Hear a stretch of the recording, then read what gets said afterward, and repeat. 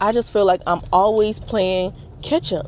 She said, I know my problem is I don't make enough money. So I started asking her questions. I'm like, okay, what do you do? How long have you been on your job? She told me 3 years, 7 years in total in her specific industry. I'm like, okay, when was the last time you got a raise? She looked at me, she rolled her eyes and was like, basically insinuating that she did not get a raise. She was like, if you want to call this a raise, the last time I got a raise was probably 45 cents. So I sit there and I let her talk, and I said, I'm going to tell you this in love, miss, her name. This is your fault. I said, the responsible home girl, yes, it's about personal finance, but it's also about you taking radical responsibility of every area of your life. So it's time for you to do something different.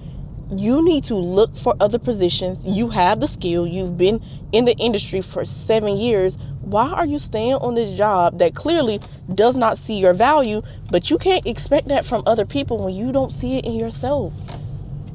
So she continues to talk like, oh, I want to do this, but I don't have the time. You know, I want to move out. Me and my kids were staying with my mom right now, but I can't afford to pay the rent. The only good thing about the job that I do have is the convenience. I said, that's it right there. She said, what? I said, the convenience. I said, the convenience is keeping you from what you actually want. It's keeping you from what you really need. I said, right now you're in survival mode, and you're staying in survival mode because of convenience. Many people think it's about the money. It's not about the money.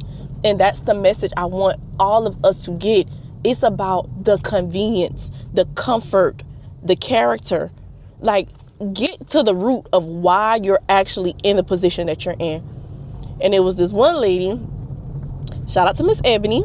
She was right there. She said, get out your comfort zone. She said, last year, this same time, I was complaining about what I was doing, the money I was making. She said, I started making moves, and it wasn't the best time.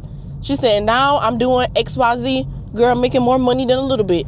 Not on my feet, 12 hours a day. She just started going on and on and on, sharing her testimony. I'm like, this is nobody but God.